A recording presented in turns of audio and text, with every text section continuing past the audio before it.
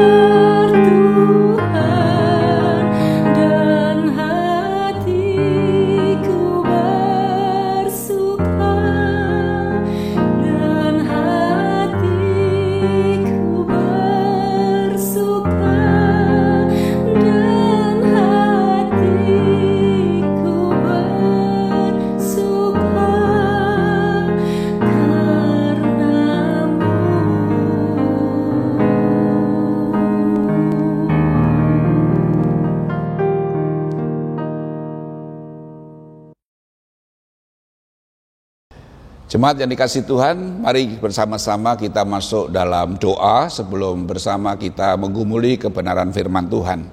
Mari kita berdoa. Bapa kami yang ada di surga, kami sungguh bersyukur kalau Tuhan senantiasa memelihara kehidupan kami sampai hari ini. Sekarang ya Tuhan, kami duduk diam bersama untuk menggumuli kebenaran firman-Mu.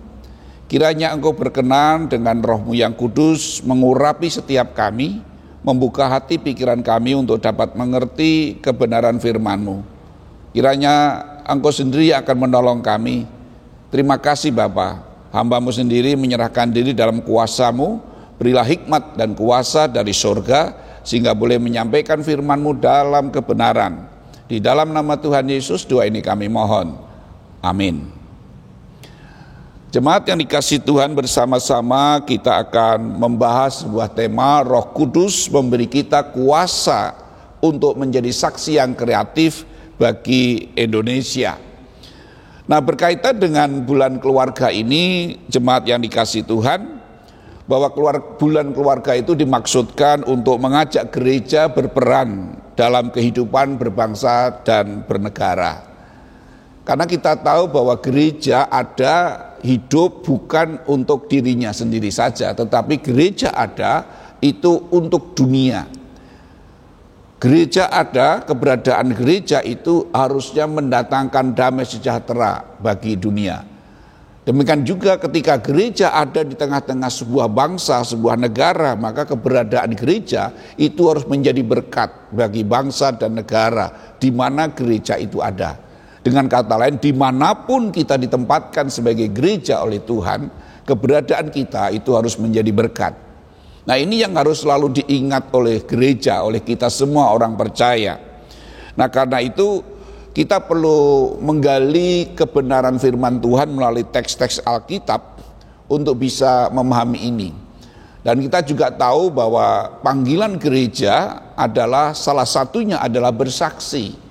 Dimanapun, kapanpun, sebagai apapun kita orang percaya ditempatkan Tuhan harus bisa menjadi saksi kebenaran.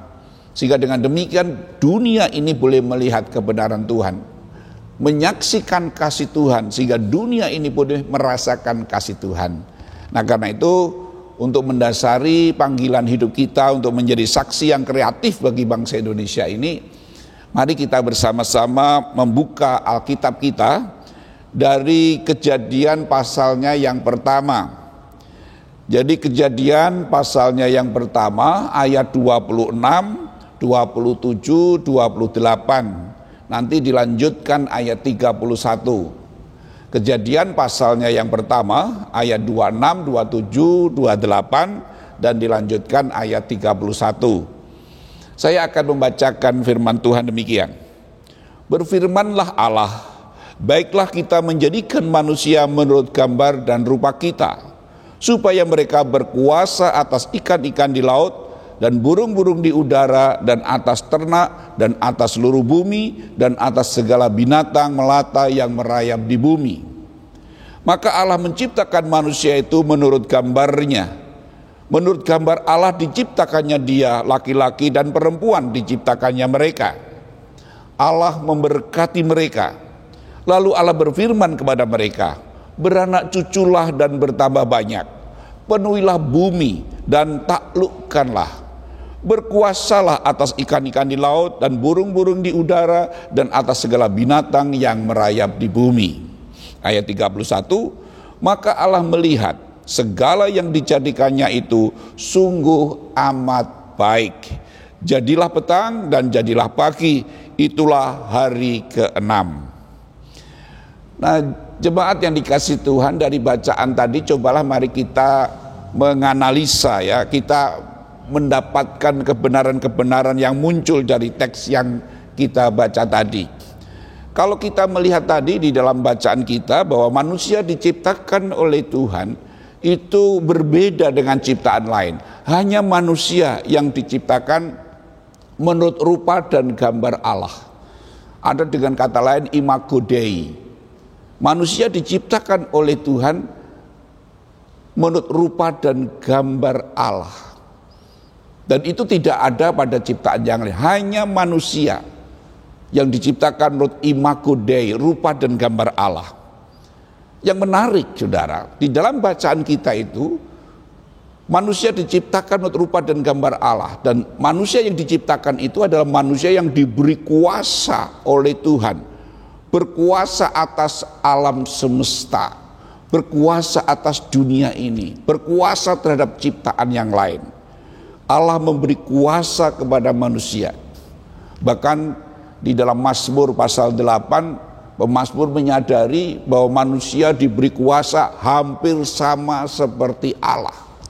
Hampir sama seperti Allah. Itulah keistimewaan manusia, diciptakan menurut rupa dan gambar Allah, imago Dei, dan diberi kuasa yang begitu luar biasa. Dan cukup? Ternyata tidak. Di dalam bacaan kita dikatakan bahwa Allah memberkati mereka. Jadi Allah memberkati mereka. Jadi manusia diciptakan untuk diberkati oleh Allah. Diberkati oleh Allah. Nah, ini yang harusnya kita renungkan bersama. Kita yakini bahwa kita diciptakan oleh Tuhan dan diberkati oleh Tuhan. Selanjutnya setelah Allah memberkati mereka, barulah Allah berfirman, beranak cuculah, berkuasalah, taklukkanlah. Maka dengan demikian setelah Allah memberkati mereka, Allah memberikan mandat kepada manusia, beranak cuculah.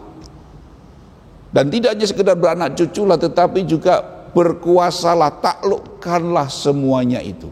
Ada mandat dari Tuhan bagi manusia untuk membangun kehidupan keluarga yang akan melahirkan keturunan-keturunan bagi Tuhan. Itu mandat dari Tuhan. Dan yang kedua adalah mandat untuk berkarya, mandat untuk bekerja, mandat untuk menjalani kehidupan, menguasai, menaklukkan dunia ini. Itu mandat dari Tuhan. Dan itu terjadi setelah Allah memberkati mereka. Dengan kata lain, kita bisa melihat bahwa berkat dulu diberikan oleh Allah, baru diberi mandat. Nah, ini jangan dibalik. Kita melakukan mandat Tuhan untuk mendapat berkat. Ini kebalik-balik. Nah, ini yang harus kita perhatikan nantinya. Nah, yang berikutnya, jemaat yang dikasih Tuhan, dalam bacaan kita tadi, kita bisa melihat bahwa ayat 31, bahwa ketika manusia diciptakan dan Allah melihat, ternyata semua dikatakan sungguh amat baik. Ciptaan hari pertama sampai hari ke-6 setelah diciptakan baik. Dan ketika manusia diciptakan dan Tuhan melihat sungguh amat baik. Dengan kata lain bahwa seluruh ciptaan Tuhan, karya Tuhan itu adalah karya yang baik. Tidak ada karya Tuhan yang tidak baik. Tidak ada karya Tuhan yang tidak sempurna. Karya Tuhan itu karya yang baik. Nah, itulah teks-teks yang tadi kita perhatikan bersama. Nah, sekarang kita akan masuk secara khusus, jemaat yang dikasih Tuhan, bagaimana manusia diciptakan untuk rupa dan gambar Allah atau imago Dei. Nah, kalau kita berbicara tentang manusia, maka berbeda dengan ciptaan yang lain. Dan di mana perbedaan ini? Apakah perbedaannya hanya sekedar karena manusia punya otak? Ya, saya pikir binatang-binatang juga ada yang punya otak juga. Tetapi apakah ini yang membedakan? Ada yang menarik yang perlu kita perhatikan tentang imago Dei. Dalam bacaan kita paling tidak ada dua yang merupakan imago Dei atau gambar Allah dalam diri manusia. Yang pertama adalah berkuasa. Allah kita itu Allah yang berkuasa. Segala diciptakan oleh Allah, dengan kuasanya Allah menciptakan. Jadi kita lihat bahwa Allah itu memiliki kuasa yang luar biasa. Maka dengan demikian manusia diciptakan oleh Allah dan diberi kuasa, berkuasalah. Nah, inilah imago Dei yang membedakan manusia dengan ciptaan yang lain. Manusia punya kuasa. Manusia punya kuasa. Dan dengan kuasa ini yang dimiliki manusia ini, manusia melakukan karya-karya yang luar biasa. Dengan kreativitasnya menaklukkan alam semesta ini.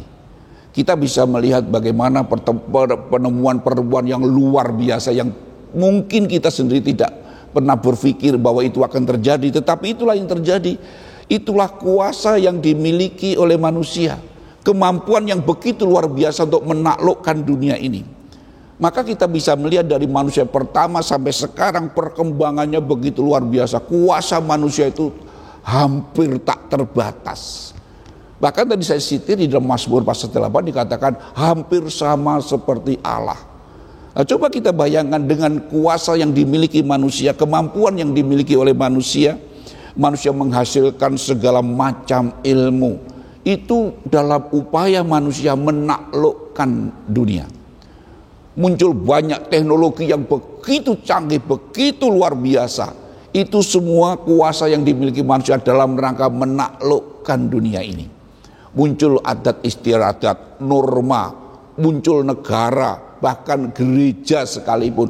Itu lembaga-lembaga yang ada, itu adalah karya manusia dalam rangka menata kehidupan, menaklukkan dunia ini.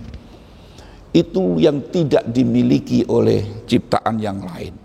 Imago Dei, manusia punya kuasa yang begitu luar biasa untuk menaklukkan dunia. Nah, saudara dikasih Tuhan, yang kedua, Imago Dei yang kedua adalah ketika Allah menciptakan segalanya dengan kuasanya ini, manusia menciptakan, dan ciptaan manusia, ciptaan Allah itu sungguh amat baik. Sungguh amat baik. Ini menunjukkan bahwa Imago Dei dalam diri kita adalah kebaikan.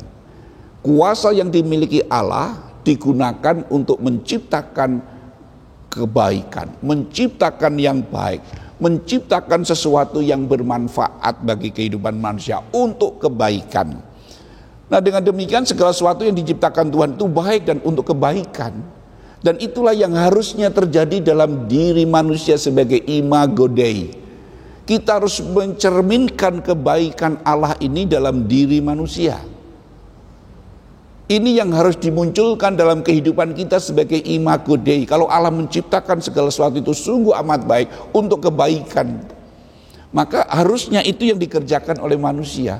Apapun yang dikerjakan manusia dengan kuasa yang dimilikinya harusnya dikerjakan untuk mendatangkan kebaikan. Nah, saudara dikasih Tuhan, manusia memiliki hati nurani yang menuntun kepada kebaikan. Maka ini perlu kita renungkan bersama. Itu tidak dimiliki dengan yang lain, binatang yang atau ciptaan yang lain. Manusia memiliki itu. Maka dengan hati nurani inilah sebetulnya manusia dituntun untuk melakukan kebaikan. Pernah kita mengalami, contohnya katakanlah pertama kali ketika seorang pelajar melakukan hal yang tidak baik, apa umpamanya nyontek atau ngepek itu ya. Ketika pertama kali ngepek, kira-kira damai atau deg-degan saudara? Oh jelas deg-deg gitu. Pertama kali. Kenapa deg-deg? Itulah hati nurani berbicara bahwa itu tidak benar, itu tidak baik. Tetapi yang terjadi adalah ketika pertama deg-deg, kedua dilanjutkan lagi, ketiga dilanjutkan lagi, lama-lama deg-degnya itu hilang. Suara hati nurani ditindas dan akhirnya manusia tidak lagi dapat melakukan kebaikan, melakukan kejahatan dianggap sebagai sebuah kebiasaan, suatu yang tidak masalah. Itulah karena hati nurani sudah ditutup. Dan kita bisa melihat manusia pertama pun telah menindas hati nuraninya untuk mengikuti keinginannya, mengabaikan kebaikan, mengabaikan kebenaran untuk mengikuti keinginannya. Sayang, hati nurani manusia itu telah rusak oleh dosa karena pemberontakan kepada Allah. Sehingga seringkali kuasa yang dimiliki manusia itu bukan dipakai untuk mendatangkan kebaikan, tetapi kuasa yang dimiliki manusia dipakai untuk keuntungan sendiri, keuntungan kelompok, menindas dan lain-lain sebagainya, yang akhirnya membawa kerusakan-kerusakan dalam kehidupan berbangsa dan bernegara, dan bahkan mendatangkan kerusakan bagi alam semesta ini. Kenapa? Karena manusia tidak mencerminkan Imago Dei. Hati nuraninya sudah rusak, sehingga kuasa yang dimilikinya digunakan bukan untuk mendatangkan kebaikan, tetapi justru mendatangkan kerusakan bagi kehidupan bersama. Nah, sudah dikasih Tuhan, ketika manusia mengalami kerusakan yang demikian, maka Tuhan tidak tinggal diam. Roh Kudus di dalam Kisah Rasul pasal 1 ayat 8 mengatakan demikian, tetapi kamu akan menerima kuasa kalau Roh Kudus turun ke atas kamu, dan kamu akan menjadi saksiku di Yerusalem dan di seluruh Yudea dan Samaria dan sampai ke ujung bumi. Nah, saudara dikasih Tuhan, kita tahu ketika manusia diciptakan manusia dengan imago Dei itu, di mana manusia punya kuasa, dan kedua imago Dei itu kebaikan, artinya bagaimana harusnya manusia hidup berkarya untuk kebaikan sebagaimana Allah nyatakan. Tetapi karena rusaknya relasi manusia dengan Tuhan, maka rusak pula imago Dei ini, rusak pula gambar dan rupa Allah dalam diri manusia. Maka ketika rusak ini, maka membuat manusia tidak bisa menjadi saksi kebaikan bagi dunia ini. Karena sumber kuasa, sumber kebaikan adalah Allah sendiri. Dan dosa telah merusak relasi dengan Tuhan. Akibatnya manusia tidak punya kemampuan untuk menjadi saksi. Manusia tidak punya kemampuan untuk mewujudkan imago Dei dalam dirinya. Nah, tetapi kita melihat karya Tuhan melalui Tuhan Yesus, di mana karya Tuhan Yesus memulihkan kembali relasi manusia dengan Tuhan. Dosa yang merusak relasi manusia dengan Allah itu telah diambil, ditanggung oleh Tuhan Yesus. Sehingga Tuhan Yesus harus mati di kayu salib untuk menanggung dosa manusia.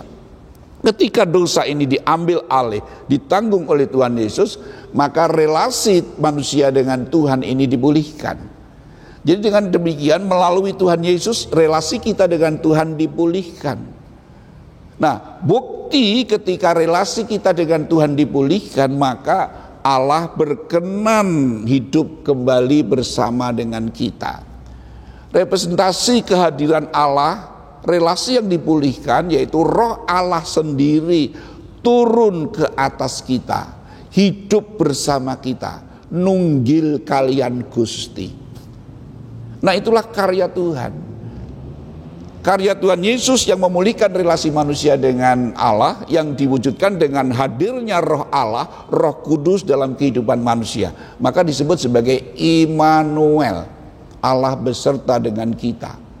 Dipulihkan. Kenapa? Dosa yang memutuskan relasi ini telah diambil. Dosa yang merusak relasi manusia, yang menjadikan manusia tidak mampu menjadi saksi, telah diambil oleh Tuhan Yesus. Sehingga relasi kita dipulihkan. Dan wujud pemulihan relasi, Roh Kudus, Roh Allah sendiri berkenan diam, tinggal bersama dengan kita. Nah, ketika Roh Kudus turun ke atas kita, kamu akan menjadi saksiku. Karena Roh Kudus inilah yang akan memberi kuasa kepada kita, memampukan kita untuk menjadi saksi sampai ke ujung bumi. Nah, sudah dikasih Tuhan, maka dengan demikian kita bisa melihat bahwa Roh Kudus adalah Roh Allah sendiri yang berkenan bersama dengan orang percaya sebagai bentuk pemulihan relasi yang akan memberi kuasa kepada kita, kemampuan kepada kita untuk menjadi saksi. Dengan kata lain, bahwa kita mampu menjadi saksi, kita bisa menyaksikan kasih Tuhan, menebar kebaikan, menggunakan kuasa untuk kebaikan itu semata-mata karena kuasa dari Tuhan, kemampuan yang diberikan pada Tuhan, bersumber dari Tuhan. Nah, jemaat yang dikasih Tuhan, contoh yang sangat ideal bagi kita untuk menjadi saksi sebagai imago Dei, yaitu Tuhan Yesus sendiri, Allah yang datang ke dalam dunia menjadi manusia. Kita tahu bahwa Tuhan Yesus adalah Allah yang berkuasa, punya kuasa yang luar biasa. Pertanyaannya, apa yang digunakan dengan kuasa yang dimiliki oleh Tuhan Yesus? Tuhan Yesus menggunakan kuasanya bukan untuk mencari keuntungan bagi dirinya, bukan untuk popularitas bagi dirinya. Tuhan Yesus menggunakan kuasa yang dimilikinya bukan untuk mengancam orang lain, menindas orang lain, bukan. Tuhan Yesus menggunakan kuasa yang dimilikinya justru untuk menabur kebaikan, menabur kasih. yang sakit disembuhkan, mereka yang sedih dihiburkan, mereka yang mati dihidupkan, dan selanjutnya kuasa yang dimiliki Tuhan Yesus digunakan untuk menabur kebaikan. Dialah imago Dei, contoh imago Dei yang sempurna. Maka dengan demikian kita bersama dipanggil untuk mengikut Tuhan Yesus, contoh imago Dei yang sempurna itu. Nah karena itu mari bersama-sama kita merenungkan kembali bahwa panggilan kita sebagai orang percaya adalah imago Dei, mencerminkan kembali gambar Allah dalam hidup kita, baik sebagai pribadi maupun sebagai gereja. Kuasa yang kita miliki, mari kita gunakan. Karya-karya yang kita lakukan, mari kita lakukan untuk mendatangkan kebaikan. Nah kita bisa melihat dalam kehidupan kita bernegara, berbangsa maupun di dunia ini, tidak sedikit anak-anak Tuhan yang menjadi penemu, pemikir kelas dunia. Kita lihat bahwa anak-anak Tuhan mengubah dunia ini dengan kemampuan yang mereka miliki, kuasa yang mereka miliki. Mereka menggunakan itu untuk membangun kehidupan dunia ini untuk menjadi lebih baik. Bahkan kita juga lihat ketika kekristenan ditindas, itu tidak membuat mereka kehilangan semangat untuk tetap bersaksi. Justru penindasan-penindasan yang terjadi atas orang-orang percaya terhadap anak-anak Tuhan justru dipakai sebagai kesempatan untuk menebar kebaikan, membalas kejahatan dengan kebaikan. Sehingga ternyata Injil, berita kabar baik ini tidak hilang tetapi justru menyebar karena penindasan. Nah itulah, apapun situasi kondisinya, kita tetap dipanggil untuk menebar kebaikan. Menebar kebaikan, itulah panggilan kita. Dan juga kita dalam berbangsa dan bernegara, kita bisa melihat banyak orang-orang percaya, anak-anak Tuhan yang terlibat dalam kehidupan berbangsa dan bernegara kita ini. Nah inilah imago Dei, kalau betul-betul bisa kita wujudkan, gambar Allah dalam diri kita bisa kita nyatakan, itu akan mengubah dunia, akan menjadi sebuah kesaksian yang luar biasa. Karena itu mari bersama-sama kita menghidupi gambar Allah dalam diri kita masing-masing. Mari kita menghidupi itu dalam hidup kita. Melalui karya, perbuatan, sikap kita, marilah kita hidupi supaya karya kita, perbuatan kita, apapun ini kita pakai untuk menabur kebaikan, untuk mendatangkan kebaikan. Karena itu mari bersama-sama kita bisa membawa damai di tengah kondisi yang penuh dengan kebencian. Ketika orang hidup berbangsa dan bernegara yang diwarnai dengan berbagai macam perbedaan, sehingga kadang memunculkan kebencian satu dengan yang, penolakan satu dengan lain, intoleransi, arogansi. Justru kita dipanggil dalam situasi yang demikian itu untuk menabur damai, menabur kebaikan. Mari kita hidupi yang demikian itu. Dalam situasi kondisi yang sulit ini, orang cenderung memikirkan dirinya sendiri. Marilah kita mencerminkan gambar Allah dalam diri kita, yaitu peduli, di mana Allah menggunakan kuasanya untuk mendatangkan kebaikan, menggunakan kuasanya untuk menabur kebaikan dan kasih. Kepedulian Allah begitu luar biasa. Maka ini mari kita hidupi dalam kehidupan kita, supaya kita dimanapun Tuhan tempatkan sebagai apapun dalam lingkup bangsa dan bernegara ini, kita bisa menjadi saksi Tuhan. Gambar Allah dalam diri kita itu bisa dilihat oleh banyak orang. Demikian juga kita perlu, sebagaimana Allah yang menciptakan dunia ini dengan segala kreativitasnya yang tak terbatas, tanpa batas. Itu luar biasa. Kita bisa menikmati keindahan-keindahan ciptaan Tuhan yang luar biasa indah. Kreativitas Tuhan itu begitu luar biasa. Dan itulah gambar kita, imago Dei. Maka harusnya dengan kreativitas kita yang kita miliki, akal budi kita, mari kita bersaksi dengan kreativitas yang luar biasa. Berbagai macam kreasi kita lakukan, ujung-ujungnya untuk mendatangkan damai sejahtera, ujung-ujungnya untuk mendatangkan kebaikan bagi sesama, dimanapun, sebagai apapun kita. Ini yang harusnya kita hidupi, kita dorong, sebagai apapun dimanapun kita. Mari kita berpikir secara kreatif untuk mendatangkan kebaikan. Termasuk gereja saat ini bagaimana dengan kreativitasnya bisa membangun sebuah kehidupan ekonomi yang membuat banyak orang yang terpuruk bisa kembali bangkit dan menjadi mandiri. Banyak yang dapat kita kerjakan untuk menjadi saksi yang kreatif di tengah-tengah kondisi berbangsa dan negara yang seperti ini. Selain itu juga kita dipanggil perlu menghidupi untuk bisa menjadi saksi, maka kita pun sendiri harus membangun iman yang kuat. Karena kita lihat ternyata untuk menjadi saksi, kita sendiri harus mengalami apa yang kita saksikan itu. Nah, kalau kita sendiri tidak mengalami apa yang kita saksikan, itu sama saja bohong. Nah, karena itu kita perlu membangun iman yang kuat, yang benar di tengah-tengah situasi kondisi ini untuk tetap menjadi saksi. Supaya jangan sampai justru kita kehilangan kesaksian kita, bahkan kehilangan iman kita di tengah-tengah situasi yang semacam ini. Nah, karena itu perlu kita membangun iman yang kuat supaya kita tetap terus bisa menjadi saksi dan hidup yang benar di tengah situasi yang semacam ini.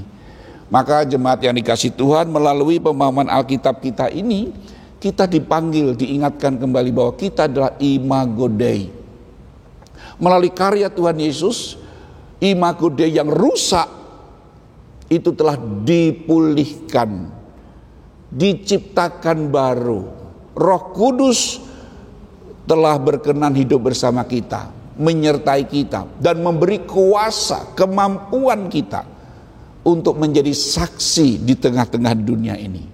Tidak hanya sekedar saksi, tapi saksi yang kreatif, yang mendatangkan kebaikan, yang mengabarkan kasih, sehingga banyak orang diberkati melalui kehidupan kita, dimanapun kita berada. Karena itu, yang terakhir, marilah kita senantiasa membuka diri untuk mau dikuasai dan dipimpin oleh Roh Allah, Roh Kudus. Karena kita sadar kita tidak mungkin dapat menjadi saksi tanpa pimpinan Roh Kudus. Sebagaimana firman Tuhan, kamu akan menerima kuasa kalau Roh Kudus turun ke atas kamu, dan kamu akan menjadi saksiku. Tidak mungkin kita bisa menjadi saksi, bisa menjadi saksi tanpa kuasa dari Roh Kudus. Maka sepanjang hidup ini, kalau Allah berkenan hidup bersama dengan kita melalui Roh-Nya yang kudus, mari kita membuka hati senantiasa untuk senantiasa mau dipimpin, dikuasai oleh Roh Kudus yang akan memampukan kita untuk menjadi saksi yang kreatif di tengah bangsa Indonesia ini. Sehingga keberadaan gereja, keberadaan orang percaya di negara Indonesia ini mendatangkan damai sejahtera. Tuhan memberkati. Amin. Mari kita berdoa. Kami bersyukur kalau Engkau masih berkenan berbicara kepada kami, mengingatkan bahwa Engkau telah menciptakan kami kembali sebagai imago Dei, rupa dan gambar Allah. Kiranya dimanapun, kapanpun Tuhan tempatkan kami sebagai apapun, supaya keberadaan kami boleh mencerminkan gambar Allah, yaitu melalui karya-karya kami yang mendatangkan kebaikan, yang mendatangkan berkat bagi sesama, mendatangkan damai sejahtera. Biarlah kami mulai dari kehidupan keluarga kami, baik sebagai suami, sebagai istri, sebagai orang tua, sebagai anak, supaya keberadaan kami dalam keluarga mendatangkan kebaikan, damai sejahtera bagi keluarga kami masing-masing. Dan selanjutnya, bila keberadaan kami di tengah-tengah masyarakat, di tengah-tengah pekerjaan kami, dimanapun, tetap menjadi berkat, mencerminkan imago Dei, gambar Allah yang menabur kebaikan, menabur cinta kasih, menabur damai sejahtera. Terima kasih Bapa. Kami mohon berkat-Mu untuk jemaat-Mu dimanapun berada, secara khusus jemaat GKJ Semarang Barat. Tuhan memberkati mereka, dan Tuhan berkenan memakai kami semua sebagai warga gereja Kristen Jawa Semarang Barat untuk menjadi saksi di tengah-tengah dunia ini, di tengah-tengah bangsa dan negara yang kami cintai, Indonesia. Di dalam nama Tuhan Yesus, doa ini kami mohon. Amin.